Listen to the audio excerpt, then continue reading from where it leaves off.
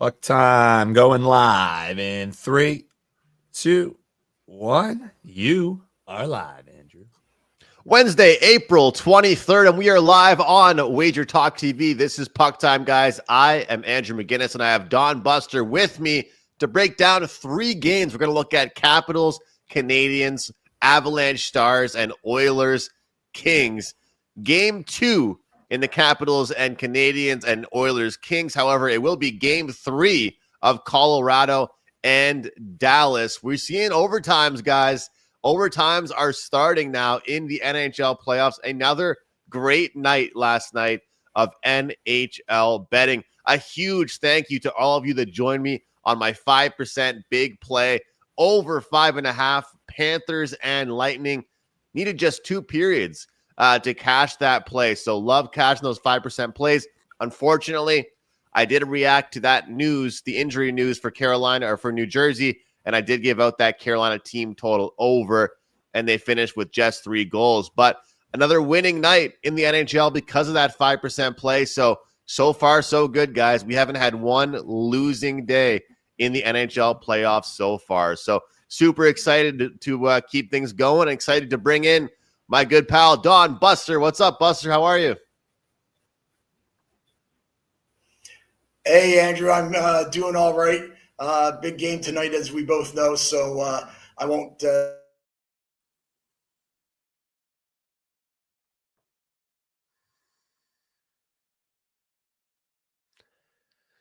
Dan, I think I just lost Buster there. Off to a great start with our Mexican Wi-Fi friend there, Andrew. So yeah, stuff. It's also coincidentally why we were a little bit late here today. But hey, we're here. You're ready to give winners. They're already shouting you out here. The younger guy, I forget his name, was spot on. So you're the younger guy, Andrew. So congratulations on that. Spot on. And San Juan God over on Instagram saying you called out Devils first period. So they're already giving you some love. So Buster or no Buster, Andrew, we got you at the helm. We're ready to rock, buddy. All right. We got to give out some winners. We got to keep things going here, guys. And you know what? I think that a lot of times, Dan, we like to look at this current day, but I just want to look back and say what an upset and what a big underdog ticket cash for anybody that bet Minnesota last night. We got so many guys here, Titan CD, Austin, we got limited benefits, Lemons, Carmine's #1 fan, Mike, so many guys in this live chat right now. We're live across multiple networks, and guys, if you cashed tickets last night, whether it was the over in the Tampa, Florida game, whether it was the Wild, whether it was the Maple Leafs winning that one in overtime, you had yourself a good day. Broward County says, it was so funny watching everyone pick Tampa Bay Lightning to beat the defending Stanley Cup champions. Well, just one game, and I will say this, it's not really something we really knew because we have never seen this Florida team so far because Matthew Tkachuk, like the Undertaker, just magically gets healthy for game 1 of the Stanley Cup playoffs. Again, you feel so inspired by these players that are injured all year. And because there's no salary cap in the playoffs, they're able to just wake up on the first day of the playoffs and just magically feel better again. I'm not so sure what's going to go on in that series, but Florida did look really good. And any questions I had about chemistry for them, well, those questions have certainly gone away. All right, let's get to today. Let's break down some games, and let's look at Montreal versus the Washington Capitals. Guys, I will do my best to try and keep my biases out of the picture here in this one. -192 is the price I'm seeing for the Capitals, +160 road price for the Montreal Canadiens, total being 5.5 in this one. Of course, game 1 going to overtime, 3-2 being the score. And, you know, guys, looking at this game, the physicality was the name of the game. I mean, for the start of that game, it looked like the Canadiens were getting bullied. A lot of Canadiens fans were calling for Arbor Jackeye to be brought back in the lineup. It looked like boys against men. It looked like experience against inexperience. And when you look at some of these numbers, I mean, it's pretty 42 to 33 are the hits. Block shots 19-12 in favor of the Washington Capitals. More giveaways for the Montreal Canadiens. This was a game, I think, where we saw for about maybe 15 minutes, the Montreal Canadiens looked comfortable, and those 15 minutes were enough to send the game to overtime. And then, of course, Ovechkin gets his second goal of the game, and he comes out on top. I believe we have Buster back, and Buster, you and I could talk probably about the Canadiens for a whole hour together, but your thoughts here as we approach game 2, as what you expect maybe to be a little bit different. Because, of course, the jitters are out there. You can say you're not nervous, but these guys, it was a lot of their first time playing in a playoff game. Those jitters are now out of the picture. What do you think here for game 2?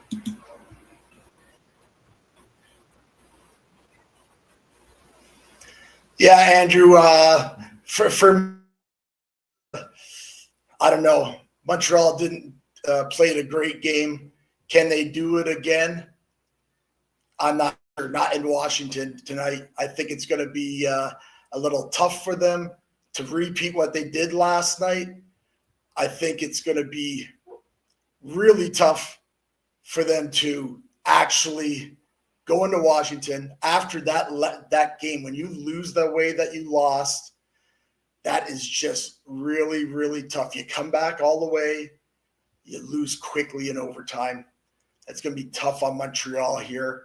I'm not going to lay 200 with Washington, but I think the play is Washington in the regulation. So that would be the way I would go. Of course, being a Montreal Canadian fan, I will never do that. But that is, realistically, that is the way to go here. As for the total, I believe it's going to be a tighter game, so you might see another under here, under 5.5. But yeah, I'm making these as short as I can because I am having a little technical difficulty. I'm going to try to fix that up soon here. But yeah, the game to me, I think Washington will have a much better game, and unfortunately, Montreal will probably be down 2-0 going back to Montreal. I'm seeing minus 115 for that price on the regulation number. And, Buster, I'm not saying it was very similar games, but if you look at it, both the Ottawa Senators and Montreal Canadiens kind of similar paths of those last two games. Of course, one of them was game 1 and one of them was game 2, but you crawl back, you come back, you force overtime, and then before you even come back from the fridge with a brand new beer, the game is over. Max Domi takes it last night, and of course Ovechkin 2 nights ago, he finished that one off for the Washington Capitals. So, I agree that they're in tough, but one thing I do stand pat on is that I think the nerves are going to be out for the Canadiens a little bit. Like, they had the nerves for the first, I would say, guys, probably 35 minutes of that game. And when they were down 2-0, it felt like they were down 5-0. It truly did. It really did. So I gave out this play yesterday for the Minnesota Wild when they were down 1-0 in the series and they needed to crawl back. And I'm not saying it's going to go exactly as smooth as it went for the Minnesota Wild. But, guys, I think that the first period will tell you the story a lot about these underdogs. It's very hard for underdogs to win from where I'm sitting if they don't come out and play well in the first period. Minus 130 is the price for the Canadiens to score a first period goal. And then you can get plus 125 on the first period two-way money line. I like that because I simply believe that compared to some other teams, like let's say the LA and Edmonton game. When you look at the LA and Edmonton game, LA gave up that lead, and we're going to talk about that in a few moments, but then Edmonton came back. And some people could say, well, could Edmonton use that as motivation, as momentum? But I think that for a veteran team and an older team like the Oilers, that kind of deteriorates them. But for the Montreal Canadiens to not get shut out, to make the game a 2-1 game, to tie it up and make it 2-2, send that game to overtime, if you're sitting in that dressing room after the game, you're thinking to yourself, we can play with these guys. We're the 8th seed. This is the 1 seed. We just went to overtime against them. But I think it's all about the first period, guys. It really is all about the first period. I think if the Canadiens can score a goal in the first period, the plus 130 is there. And you've got that, again, that minus 130 on them first period over half a goal. So yesterday I gave that out on WagerTalk today on PuckTime, and they ended up with like 3 or 4 goals after the first period, this Wild team. So if you want to play it safe, I would look towards that first period for a goal here. TJ Salvatore, Caps are missing Fairview for 100%, 100%. And I'm going to be interested to see like if that physicality as well from game 1 carries over into game 2. That will be key because, of course, the Montreal Canadiens, even if they brought Jack-Eye back into the lineup, I'm not sure if they could probably be able to deal with that again. But I also think that the Capitals, once they stopped worrying about hitting so much, it benefited the Canadiens. They were just back to playing hockey again. Action Jackson says Washington rolls. Limited benefit says Anthony Beauvillier point plus 140. I love that one. Great value on that one. He's kind of an underrated player on that team, so I would certainly give credit and say that he's someone that I would probably look at as well. It's a great prop. Very much. I think this team has so much depth. That's the most dangerous part about the Washington Capitals. So I would look towards that. So I think, guys, I'm looking at the Canadiens first period, but if you do like the Washington Capitals, I'm going to tell you guys right now, you guys know I've been team total. That's been the name of the game for me. And I'll just say this right now. I think if you like the Washington Capitals, I think if the Montreal Canadiens do lose tonight, they're going to give up 4 goals. So DraftKings has plus 100. I think FanDuel has plus 105. You can get better prices. You shop around. I wouldn't take the money line or regulation on the Capitals. Montembeault played well in game 1. He only gave up 2 goals in regulation. It's not going to get easier for him tonight. But I think if you guys like the Capitals, I would play that team total over 3.5 at that sweet spot. That's that price that you guys know I love, the plus 105, the plus 100 there. But again, my bet here is Canadiens goal first period, minus 130. We cashed yesterday with the Minnesota Wild, and I truly believe that it's way different than if the Montreal Canadiens lost 2-0, they got shut out in game 1 versus losing 3-2 in overtime. They have something to feel good about, and hopefully they can use that momentum moving into game 2. But time will tell, and they are a deep team. So Ovechkin scores 2 goals in game 1. Who knows what will happen in game number 2? But let's move on to the Colorado and the Dallas series. And one thing I want to say is that I feel like a lot of people forgot that this series started off in Dallas, right? So right now the series is tied 1-1, but it's not like it's tied 1-1 and we've got, a Colorado team that's going on the road now with the series tied 1-1. They're going back home with the series tied 1-1. They lost 4-3 in overtime in game 2, Colorado. That game was about a few minutes away from going to double overtime. Looking at the stats for that game, shots on goal, 39-37, face-off percentage, dominated on the road by the Colorado Avalanche. Power plays, 1 for 3 for Colorado, 1 for 4 for Dallas. Penalty minutes, relatively even. The hits were exactly even at 45 apiece. Block shots, even, and giveaways were relatively even. Guys, what I'm going to say here is that I took the first period over in the last game, and I had a free play on the team total in the first game.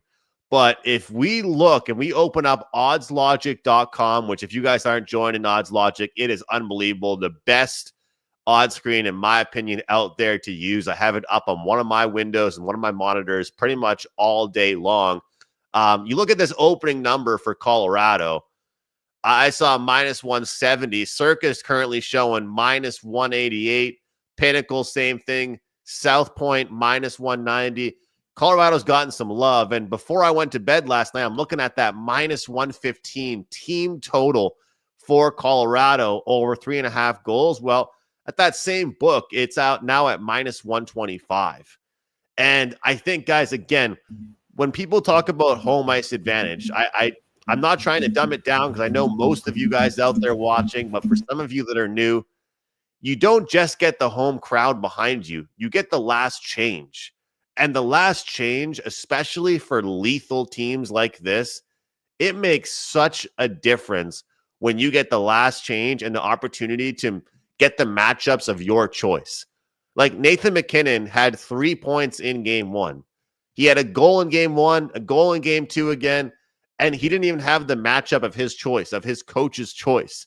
Now you got Lehkonen, McKinnon, and Natchez, Drouin, Nelson, and Nichushkin. They get to go out there when their coach puts them out in certain matchups of their choice. Also defensively, they get to put those out there as well.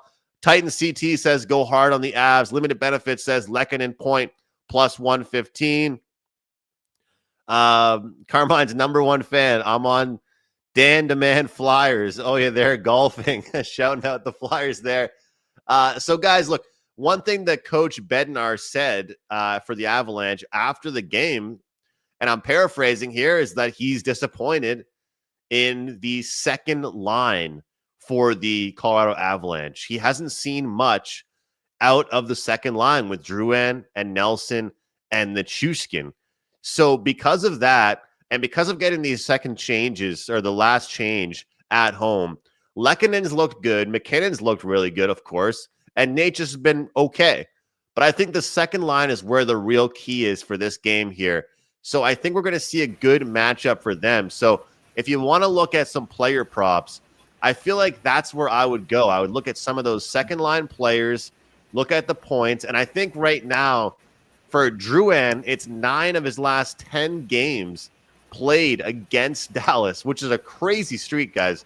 9 of his last 10 games against Dallas, he's got a point, and it's minus 115 for him to get a point. So that's a pretty good number there. Brock Nelson is plus 120 to get a point, and Valerie Nichushkin is minus 135 to get a point. So those 3 line mates, Drouin, Nelson, and Nichushkin, I wouldn't talk anybody out of a little bit of a stack there with taking Nichushkin and Drouin. You combo those 2 guys together, turns it into plus 200. If you take a guy like Nelson, who I said is a pretty damn good price, and you put him together with Nichushkin, you're going to get a pretty good number on that at plus 244. And a lot of prop bettors will tell you the best thing to do is to match up. If you're going to do point stacks, as far as the prop betting, you're better off putting the same guys on this exact same line. That way, typically when one guy scores, the other guy gave him the assist, or one guy passed it to him and the other guy, so you cash that ticket all at the same time. But guys, my whole point here is that I mentioned odds logic. I mentioned the move there with the odds. I don't like laying minus 125 with team totals. I just don't like doing it. And you guys know I like trying to find plus money. So here's the plus money spot here. Plus 135, minus a half goal first period. We call that the Don Buster special. And there he is with us once again. I think Colorado gets off to a really good start in the first period. Again, people keep forgetting this team hasn't played a home game yet in the playoffs. They're back at home. They split against Dallas. They would have loved to go up 2-0, but getting that last change is so crucial. We're taking the minus hefty price there on minus 190 money line, from the minus 125 on the team total all the way to a plus 135 on the Avalanche to win the first period. All right, Buster, we got you with us here. I need to take a drink of water. What do you have for us on either of the first 2 games? Thanks for covering that, Andrew. But you know what? I'm going to people are probably happy that I'm not going to sit here and talk about Montreal. I put in a few of my notes there. Hopefully people heard them. But, yeah, I think Washington is going to be the play tonight in regulation because you can't lay that price. So if I'm repeating that, sorry about that. As far as this game, Andrew, it almost sounds like you were looking ahead to see, and you picked out my show play tonight there as you were listing off some of those guys for points. Yeah, I think Dallas fought back, Got to give them credit. They won that game 2. They had to win that game 2 coming to Colorado. I'm like you, Andrew. I think Colorado might be just the better team at the end of the day. But again, big problem. Can't lay 190 with or whatever. It might even be up to 200 now with Colorado. I do like the regulation line. I see 110, 115. Basically, it's just because the injuries to Dallas. I mean, they played well at home. They seem to get over them. I mean, they could have lost that game and been down 2-0. That Heiskanen injury, that's a tough one. That's a real tough one for them. And I think it shows a bit.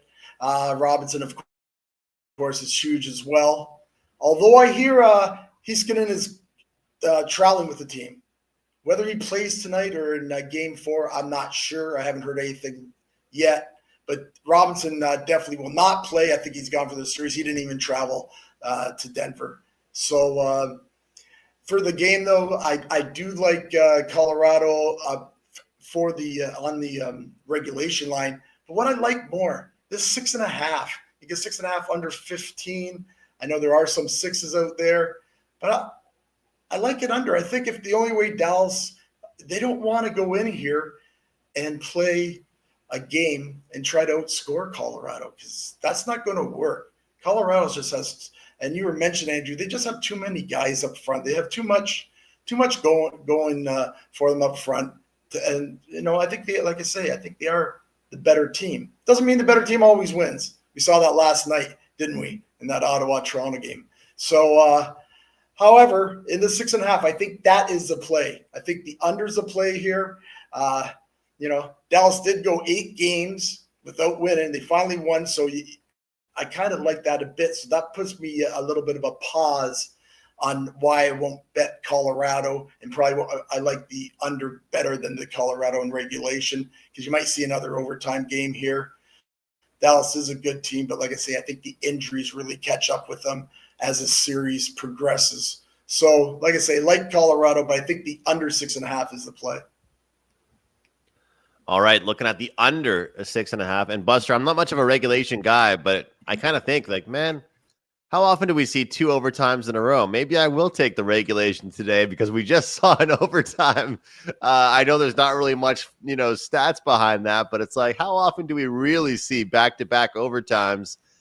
Maybe it could be a good day for me to come out of my shell and take a regulation play, which is certainly a possibility. As many people know, I like taking either short minus or plus money when I bet my team totals. And I knew if we saw Colorado being as favorited as they were when they were on the road, then they were only going to go home, and it wasn't going to get much better for us with the price for them, when they were at home, obviously, in front of their own crowd. So that one's pretty interesting, but curious to see. This number continues to climb, Buster, as high as minus 195, of course. So you got to shop around. You got to try and find your best way. I mean, let's not forget, Dallas is still a great team, guys. No Heiskanen, no Robo, but they still have a lot of great players, and obviously Jake Ottinger as well. So this is going to be a great series no matter what. But I really do think that this game one. Oh, yeah, and one thing we forgot to mention, or I apologize if you mentioned it while I was coughing there and blowing my nose. I can't believe I'm battling a cold here, and it's April 23rd. But Landeskog, did you mention him? You live in Canada, Andrew. Yeah. Did you mention him, Buster? Landeskog. I forgot to mention him. No, I didn't. No, not at all. You're right. Yeah. So this is his debut tonight. I'm pretty sure it's his debut. Yeah. What I read, it sounds like it was, but who knows? They may wait for game 4, but all those guys, like I said, even Heiskanen, he might come to play, because like I say, that why put him on the plane if he's not going to play one of these 2 games? And I think they need him on defense, especially there, right? But you're just a quick talk about the overtimes. I tell you, if you start the season, I guess, the playoffs, and if you're one of those guys that bet the ties, bet the pushes or whatever, I don't, but I know a lot of guys do. They'll put a little bit of, on every one of them. I mean, there's been a lot of overtimes, and I think we talked about this earlier in the season on PuckTime, Andrew, that the parity in this league and the parity for these playoff games, it's going to be second to none this year because there's a lot of parity. And you saw it, like I say, with our Canadiens. You saw it last night with Ottawa. You saw it in these series. And this is a series that's supposed to be close. But you're seeing it in series that maybe there's a bigger favorite too. So I think a lot of these teams, I think this has been a great playoffs to start. The 3 games that we have tonight, wow, they were great on Monday. So really looking forward tonight. Hoping we get a better result with Montreal. But sorry, I just wanted to interject about what you thought about those all the overtime games we've already had. So I mean, it's not even a week. I just want to say how happy I am for us to have 5-on-5 overtime. I mean, that's nice for sure. That is nice to see. I'm done with the 3-on-3 overtime. It's nice to see 5-on-5. And also the funny thing is I keep forgetting that there's a full intermission break, right? Because in the regular season, they have, they go to commercial for 2 seconds and then you get going again. But with this, it's like a whole new intermission, a whole new period. So, but you're right, betting those overtimes. And I think for a lot of the underdogs, it's going to happen. Like Dallas were the underdogs in game 2. In game 2, Ottawa underdogs forced overtime. And of course, Montreal in game 1, they forced overtime. So I think a lot of us can agree, if you're the underdog, you probably don't want to trade goals. And typically the lower scoring a game is, the more likelihood we're going to see in overtime, it seems like. So it's definitely interesting from that perspective. I do think it's interesting because Landeskog was not on the game sheet the game 2. People thought he was going to play in game 2. They're like, okay, Landeskog is taking warm-ups. He's out there. This is so great. He has the C on his chest. And because he had the C on his chest, that means that Devon Tays didn't have the A on his chest anymore. And then all of a sudden, people were tweeting out, he isn't on the game sheet. He's not on the game sheet anymore. And Miles Wood was checking in. So maybe it was like, all right, you took warm-up, you're good to go, whatever, and then we're going to get you back in. In my opinion, and I know this guy's not going to be nervous because he's built for games like this, it's almost better sometimes if you play your first game on the road, but his first game is going to be in front of like the emotions that he's going to feel tonight, Buster. Instead of having his first game out of the way on the road, I feel like psychologically from the coaching perspective, it would have been better to give him that first game on the road, but maybe they wanted to just make sure he was good to go. Who knows? But another boost for the Avalanche, hopefully, that will make a difference, and we'll see. Yeah, well, it definitely will. You know what, Andrew? I kind of tend to disagree with you on that. I think a guy like him that's been out for so long to come to have that home crowd, I think that probably mentally helps him more. I know, because you got to remember, they're not going to expect much from whatever they get. Even like with the Chuck last night, right? You know, he comes and plays, and you don't really expect much, and he never missed a beat, did he? Right? Well, looked fantastic last night. So again, with so it's confirmed for sure that he's playing, Andrew, or no, not 100%. Sure, okay, not 100%. Yeah, I wasn't sure. Yeah, okay. All right, Buster. We don't have too much time left, but I do want to get your thoughts on the Kings and the Oilers. I mentioned earlier on in the show that I do believe that the fact that the Canadiens, battled back and then forced overtime, I feel like that will help them bring momentum into game 2. But from where I'm sitting, I actually believe that the fact that the Oilers battled back against the LA Kings, I think all that's going to do is keep the LA Kings sharp. Because if they would have won that game 5-1, maybe they come into this one feeling too good about themselves. But because they almost blew that lead, I think that helps them come into this one sharp. And obviously, we saw what happened when LeBron James loses a game 1. He comes out on fire, and I feel like everybody in the world last night had the LA Lakers. Well, tonight, Connor McDavid is coming off a pretty rough game 1, and I'm not saying him personally because he played well, but his team didn't play well. They had to battle back and almost made that comeback, but then they gave up the late goal. What do you think here, Buster? What are your thoughts on that late comeback for the Oilers? Yeah, I love when teams do that, Andrew. You got to love a team does that, like just like Montreal did. I love a team in the playoffs that has heart, that has fight, and that shows character. And McDavid, how good is he? He took that game on himself and they almost came all the way back. But how much is that late goal by LA? How much does that hurt Edmonton tonight?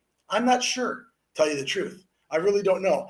I think LA, the last time I looked, was about 135 favorite. I think that's a little high. I actually expected it to be a little bit lower because I think Edmonton has kind of found their game. They looked terrible for, a couple of periods there. They looked terrible, but then they came out and played. And I think they have to play that way tonight.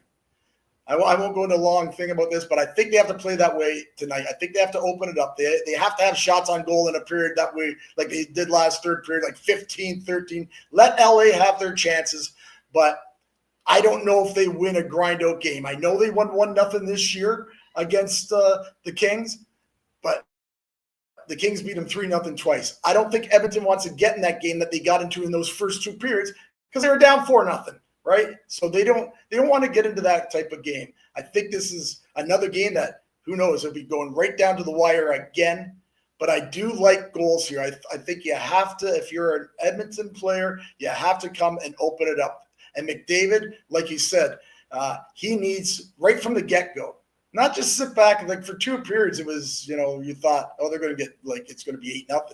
But that heart, Edmonton, they're a great team. They're one of the favorites to win this cup, and they're not going to go away. I actually lean on Edmonton a bit, but I think it's too tough of a game to call because mentally what happened to them last game. But I really like the over here. I've already gave it out to my clients at the 5.5 last night. It was over 25. I think you see DraftKings still playing around with the total at 5.5 over 30. So I believe that's the play that I've gave out to my clients, and that's the play I play in this game. I think it's just too tough to take a side in this one. That's for sure. And Buster, before we head out, I did mention this one because I like it as well. I love the streak. But in the other game, you like Jonathan Drouin to record a point. Is that right? Yeah, that actually is going to be, like, I know we're heading out here on the show. And again, apologies. I got myself on the wrong, I guess, feed or whatever it's called. So, but yeah, it'll be better this week or whenever I'm on next. But yeah, our best bet actually is Jonathan Drouin to get a point tonight. They've got that last change. He's on the number 1 power play. And I think I heard you say, Andrew, that he was 9 out of 10. I had him down 10 straight games against Dallas with the point. So anyways, he's done really good against Dallas. He likes playing against them. Bednar will get that last change, which is huge, I believe. So that'll help them. Tonight up at the site, we have another 4% MLB play. We're 9-2 in MLB plays, like I said earlier. We won our play yesterday, our 5%, our first one of the year for Major League Baseball. So that was good. I know we're on a little time constraint here, so head on over to the site, check that out. Play Jonathan Drouin to get a point tonight. I think you'll be happy that you do. And as always, little rough show today, Andrew, but now we have a new format. I think things will get better. We're all a little bit in line here. And sorry you had to carry most of the show, but I'm truthfully, Andrew, I'm almost kind of glad I didn't have to talk about Montreal. So I'll let you do all that talking. We both know how we both feel about what's going on. It was a tough loss, but I'm very proud of that club. I have no real expectations for them to beat this team. Washington was one of the best teams in the league for a reason. So, but I'm very proud of that club, no matter what happens. And so as always, thanks, Andrew. Appreciate it. Thank you, Dan.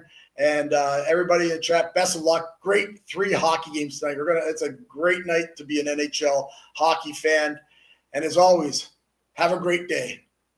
You too, Buster. Best of luck, man. Good to see you. Make sure you guys find Buster, WagerTalk.com, all of his best bets and favorite plays. He likes Drouin to get a point. I like that one as well. All right, guys. I have Valeri Nichushkin to get a point, -135. I gave this out, I believe, in the last game. It didn't hit, but I'm trying to work on with my props. If I don't hit one night, I can't give up on the guy. I got to go back to him again. So it was a copy and paste, sent that same play in. -135, Nichushkin to record a point tonight on Wednesday. We have a great deal going right now, guys. Big win, 149, 30 days of all of my plays, all sports, MLB, NHL, NBA, anything I release.